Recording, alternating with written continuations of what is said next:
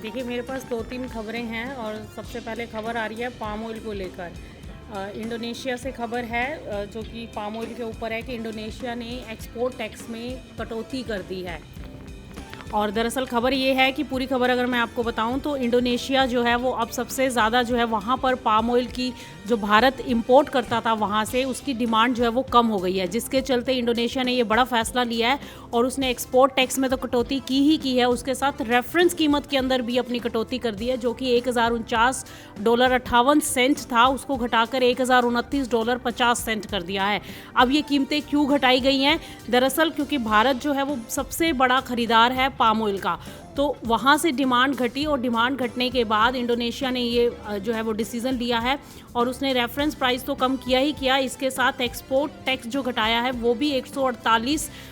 प्रति टन कर दिया है कम करके। और इससे अभी फ़िलहाल निर्यातकों को पूरी तरह से राहत नहीं मिलेगी, क्योंकि इंडोनेशिया सरकार अभी भी 12.5% अतिरिक्त लेवी जो है वो अभी वसूल कर रही है, और जो कि करीब $128.70 प्रति टन बैठती है। तो यानी कि टैक्स ज़रूर घटाया गया है, लेकिन उसके ऊपर लेवी जो लगती है उसके ऊपर कोई राहत नहीं दी गई है। और दरअसल जो पाम ऑयल की कीमतें घटती नजर आई हैं उसको लेकर इंडोनेशिया की तरफ से ये बड़ा कदम उठाया गया है। इसी के साथ पाम ऑयल से जुड़ी एक और बड़ी खबर भी निकल कर आ रही है कि मलेशिया ने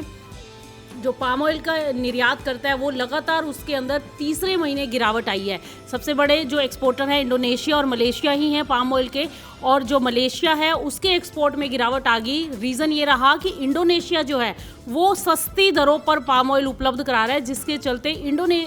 मलेशिया का एक्सपोर्ट जो है वो हैम्पर होता हुआ दिखाई दिया। और आपको बता दें कि 1 जून से इंडोनेशिया ने अपने पाम ऑयल एक्सपोर्ट सिस्टम में पूरा बदलाव शुरू कर दिया है, जिसके चलते ये देखने को मिल रहा है कि मलेशिया का एक्सपोर्ट हैम्पर होते हुए दिखाई दे रहा है, और भारत जो कि सबसे बड़ा खरीदार रहता है तो वो अभी फिलहाल इंडोनेशिया की तरफ शिफ्ट होता दिखाई दिया है, क्योंकि वहाँ से सस्ता पाम ऑयल आता है। तो अब जो मलेशिया का मार्केट है वो काफ़ी हद तक भारत के डिसीजन के ऊपर भी डिपेंड करेगा कि भारत इंडोनेशिया की तरफ ज़्यादा रुख रखता है या फिर मलेशिया की तरफ। क्योंकि अभी जो खबरें निकल कर आ रही हैं वो यही है कि भारत ने पहले ही काफ़ी बड़ी मात्रा में स्टॉक कर लिया है इसका, और पहली तिमाही में भारत में बहुत बड़ी मात्रा में पाम ऑयल का इंपोर्ट किया गया है। इसीलिए अभी फ़िलहाल जो खबर निकल कर आ रही है कि भारत को अभी कोई ज़रूरत नहीं है इसकी नई खरीद करने की। और वहाँ पर अगर मलेशिया की बात करें तो वहाँ पर मई में जो आंकड़ा दिखाई दे रहा है वो 6% के आसपास घटा है, और वो घटकर 12,20,000 टन रहने की उम्मीद है। और फरवरी के बाद ये सबसे निचला स्तर बताया गया है, और अप्रैल में भी 14%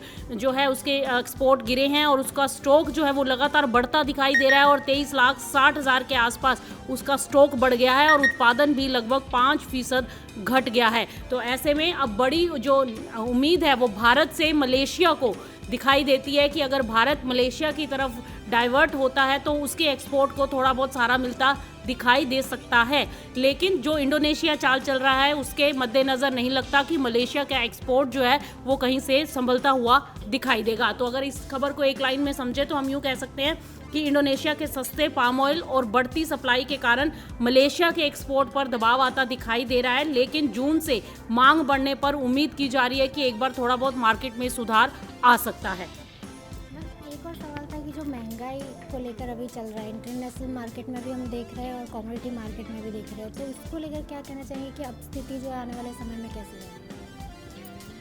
महंगाई की अगर हम बात करें तो देखिए अभी जो स्थिति बनती हुई दिखाई दे रही है तो कहीं से नहीं लगता कि महंगाई में कोई ईज़ ऑफ आता हुआ दिखाई देगा। आप देखिए पेट्रोल डीजल के दाम बढ़ चुके हैं, कच्चे तेल की कीमतें लगातार बढ़ रही हैं, और खाद्य तेलों की अगर हम प्राइसेस की बात करें तो उसमें भी इजाफा देखने को मिल रहा है, और दालों की कीमतों में भी उछाल आया है, तेलों की कीमतों में उछाल आया, खाने के तेलों की कीमतों में। तो आप इससे अंदाज़ा लगा सकते हैं कि अभी फ़िलहाल महंगाई से कहीं राहत मिलती हुई दिखाई नहीं दे रही, और जो स्थिति बनती हुई दिखाई दे रही है, ट्रंप जो डेली बेसिस पे बयानबाजी कर रहे हैं, एक तरफ से कह रहे हैं कि हमारा सीज़ फायर हो रहा है, लेकिन ईरान जो है उनकी खबरों को उनकी तरफ से कोई आधिकारिक पुष्टि नहीं की जा रही है। तो ऐसे में नहीं लगता कि अभी कोई इंटरनेशनल मार्केट्स में कहीं से कोई राहत की खबर आती हुई दिखाई दे। ये डेली बेसिस पर अपडेट आ रहे हैं, लेकिन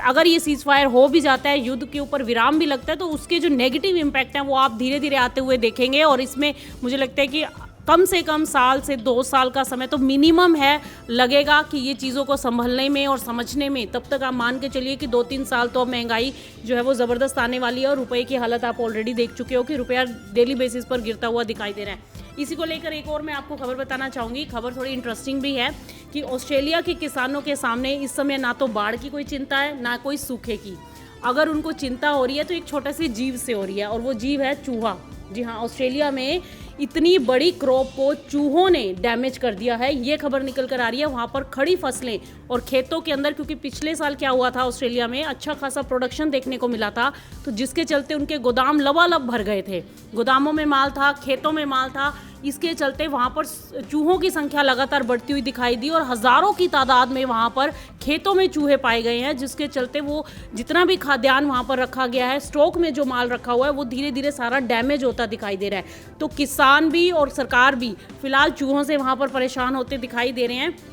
और उसमें बोए गए जो बीज थे उनको भी चूहे खा रहे हैं और खड़ी फसलें तो ख़राब कर ही रहे हैं। तो ऐसे में राहत के कार्य ज़रूर किए जा रहे हैं, चूहों को मारने की कोशिश की जा रही है, उनका डाइवर्जन किया जा रहा है, लेकिन फ़िलहाल के लिए अगर वहाँ पर कुछ डैमेज होता है तो इसका सीधा सीधा इम्पैक्ट आप इंटरनेशनल मार्केट्स के अंदर आते हुए देखेंगे, और उसका कास्केडिंग इफेक्ट भारत के ऊपर भी आता हुआ दिखाई देगा। क्योंकि ऑस्ट्रेलिया में अगर गेहूँ की फसल के ऊपर डैमेज आता है या किसी भी क्रॉप पर डैमेज होता है तो इंटरनेशनल मार्केट्स में सप्लाई के ऊपर उसका इम्पैक्ट आता हुआ दिखाई दे सकता है। तो अब तक की एक खबर निकल कर आ रही थी, और इसी के साथ एक और खबर भी आ रही है, वो राजस्थान से आ रही है कि राजस्थान के अंदर कई लाख डेयरी किसानों को 2 करोड़ से ज़्यादा की राशि मिलनी थी, लेकिन वो अभी तक नहीं मिली है। और ये क्यों मिलनी थी? क्योंकि एक मध्य प्रदेश सरकार ने एक योजना चलाई, राजस्थान में एक योजना थी, मुख्यमंत्री दुग्ध उत्पादक संबल योजना, जिसके तहत किसानों को जो दुग्ध पालक थे उनको 5 रुपये प्रति लीटर जो है सब्सिडी दी जाती थी। लेकिन किसानों का भी ये कहना है कि पिछले 4 से 6 महीने से उनको कोई भी सब्सिडी नहीं दी गई। और उधर विपक्ष ये आरोप लगा रहा है, अगर हम विपक्ष की बात करें, पहले के जो मुख्यमंत्री थे अशोक गहलोत, उन्होंने कहा है कि हमने तो पहले ही इंडिकेट कर दिया था कि अगर राजस्थान में बीजेपी सरकार आएगी तो ये हाल होगा ही होगा। तो विपक्ष जो है आरोप लगा रहा है, लेकिन अभी सरकार की तरफ से इसकी कोई भी पुष्टि नहीं की गई है कि इस योजना को समाप्त कर दिया गया है या कुछ ऐसा कोई भी अपडेट नहीं है। लेकिन विपक्ष ये आरोप ज़रूर लगाता दिखाई दे रहा है कि सरकार ने ये योजना बंद कर दी है, और अभी जो किसानों को 2 करोड़ रुपए देने थे, 2 करोड़ से भी ज़्यादा की राशि है, वो उनके खातों में अभी तक नहीं दी गई है। तो इसको लेकर अभी जो है वहाँ पर माहौल गर्माता हुआ दिखाई दे रहा है।